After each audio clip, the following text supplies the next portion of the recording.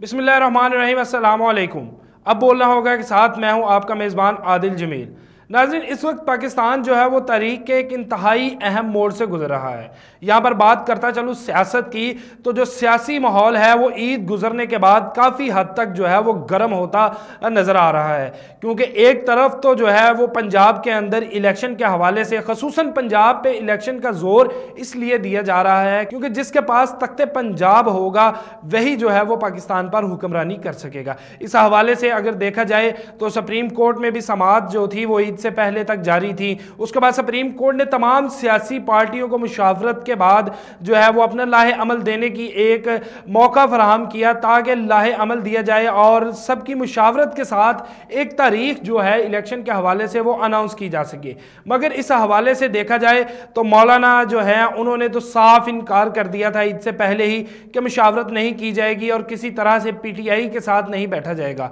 और ना ही कोई मुज़ाकरात होंगे, क्योंकि जो सुप्रीम कोर्ट का हुक्म था 14 मई को इलेक्शन करवाने का वो भी ताहाल मौजूद है। इस हवाले से अगर ये मुज़ाकरात हो जाते तो तमाम सियासी पार्टियों की मुशावरत के साथ जो है वो इलेक्शन की जो डेट है उसको आगे किया जा सकता था। एक मुशावरत के बाद एक डेट के ऊपर इलेक्शन करवाए जा सकते थे। लेकिन जो मुज़ाकरात के हवाले से है कि जो पीडीएम के लोग हैं या हुकूमती लोग हैं जो इलेक्शन नहीं चाहते, वो चाहते हैं कि किसी ना किसी तरह से इन मुज़ाकरात को बहाना बनाकर जो है वो इलेक्शन तूल पकड़ता जाए और 14 मई की डेट जो है वो गुजर जाए। इसकी मेन वजह यही है कि हुकूमत और पीडीएम जो है वो इलेक्शन से इस दफ़ा खौफजदा ही इतना है कि उन्हें नज़र आ रहा है कि वो कारकर्दगी की बुनियाद पर जो इलेक्शन जीतना चाहेंगे तो वो नामुमकिन है। लेकिन यहाँ पर जो सबसे खौफनाक बात सामने आ रही है कि वो किसी ना किसी तरह से अब देखा जाए कि सुप्रीम कोर्ट के अहकामात हैं और चीफ जस्टिस उमर अता बंदयाल साहब हैं, वो वाज़ेह तौर पर कह चुके हैं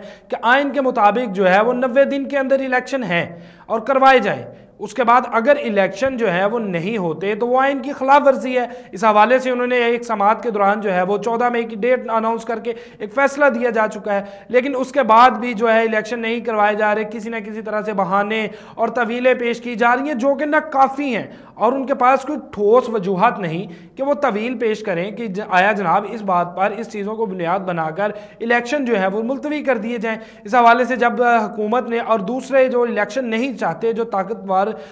हल्का है जो चाहता है कि इलेक्शन ना हो, और इसकी वजह यही है कि लंदन प्लान जो है उसके मुताबिक जो है वो कार्रवाई की जाए, काम किया जाए और इलेक्शन जो है वो ज़रा लेट हो जाए और ताकि मियाँ साहब भी आ जाएं और उसके बाद ज़रा इलेक्शन है और इमरान खान जो है उनको सियासत से आउट किया जाए। जब हर तरफ से जो पीडीएम है वो नाकाम होती हुई नजर आई तो उसके बाद उन्होंने एक अदलिया को स्कैंडलाइज करना शुरू कर दिया। ईद के दूसरे रोज एक ऑडियो जो है वो लीक की जाती है जिसमें अगर देखा जाए बज़ाहिर तो कोई भी ऐसी बात नहीं जिसको कहा जाए कि ये ऑडियो के जरिए जो अंदर गुफ्तगू की जा सकी है वो गुफ्तगू किसी तरह से अदलिया पर असरअंदाज हो रही है या किसी फैसले पर असरअंदाज हो रही है। लेकिन फिर भी वो ऑडियो रिलीज की गई और ताकि किसी ना किसी तरह से जो अदलिया है उसको स्कैंडलाइज किया जा सके और उसके ऊपर दबाव जो है वो बनाया जा सके। नाज़रीन, ये एक इंतहाई ख़तरनाक चीज़ है क्योंकि इसमें बाज़ औक़ात और बाज़ जगह पर जो है इमरान खान साहब भी वो काफ़ी दफ़ा कह चुके हैं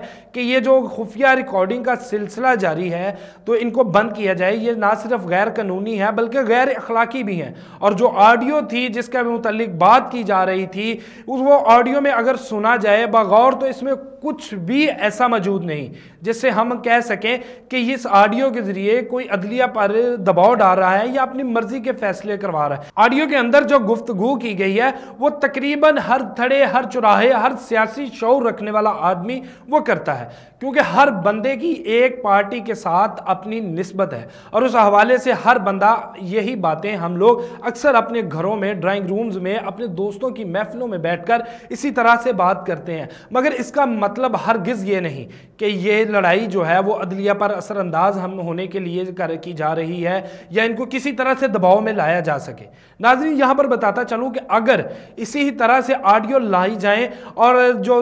अदलिया है उसको स्कैंडलाइज किया जाए ताकि चीफ जस्टिस जो हैं वो अपने दबाव में आए और हुकूमत की जो तवीलें हैं या जो कहा जाए कि इलेक्शन के से भागने के लिए उनको रास्ता दिया जाए पीडीएम को, ताकि उनको सामना जो है वो आवाम को ना करना पड़ सके। लेकिन अगर इसी तरह हम अदलिया को जो है स्कैंडलाइज करेंगे तो क्या हमारी आवाम जो है वो अदलिया पर एतमाद कर सकेगी? नाज़रीन, यही वक्त है हमारा अपने अदारों के साथ खड़े होने का और अदलिया के साथ खड़े होने का, क्योंकि अदलिया इस टाइम ना तो अपनी जंग लड़ रही है, अदलिया हमारी जंग लड़ रही है। और अदलिया इस टाइम आईने पाकिस्तान की जंग लड़ रही है, क्योंकि आइन के अंदर वाज़ेह तौर पर दर्ज है कि असम्बली की तहलील के बाद 90 रोज के अंदर इलेक्शन जो है वो करवाए जा सके। लेकिन यहां पर 90 रोज के अंदर तो क्या 1 साल बाद भी इलेक्शन होता नजर नहीं आ रहा। आम आदमी से पूछा जाए तो वो इस टाइम एक बंदे की सपोर्ट में नजर आता है, तो वो है इमरान खान, क्योंकि इमरान खान इस वक्त जो है पॉपुलर एक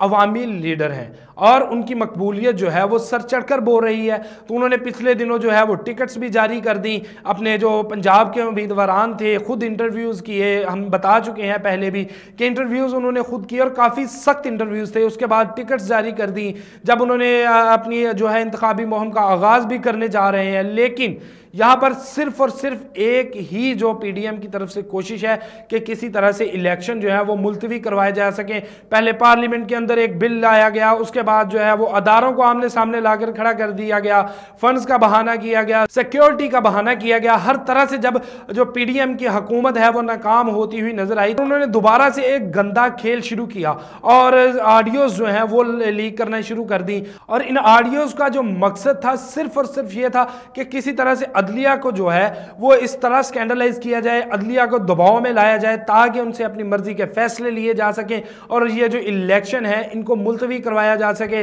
और अपनी मर्जी से, ताकि एक ग्राउंड बनाई जा रही है मियां नवाज शरीफ साहब के लिए कि वो पाकिस्तान आए और जो उनके केसेस हैं वो खत्म हो, उसके बाद जाके इलेक्शन हो, फिर देखा जाए कि इलेक्शन जो है वो किसकी तरफ जाते हैं। लेकिन यहां पर जो अगर देखा जाए तो ये नामुमकिन सा नजर आ रहा है, क्योंकि इस दफा अवाम जो है वो मुकम्मल तौर पर जाग रही है और वो अपने हकूक के लिए पैरा देती हुई नजर आती है। लेकिन यहां पर अगर बात की जाए तो सबसे कड़ा इम्तिहान हमारी अदलिया का है, क्योंकि अगर आज अदलिया नजरिया ज़रूरत के तहत सर अंडर करती है तो फिर आने वाले दिनों में अवाम का अदलिया से एतमाद ख़त्म हो जाएगा। यह मौका है अदलिया का अपने ऊपर एतमाद बहाल करने का और आने वाले जजेस के लिए एक मिसाल पैदा करने का कि इंसाफ जो है वो किसी के दबाव में आने के बाद भी नहीं झुकता। इसके साथ ही मुझे दीजिए इजाज़त। अल्लाह हाफिज़।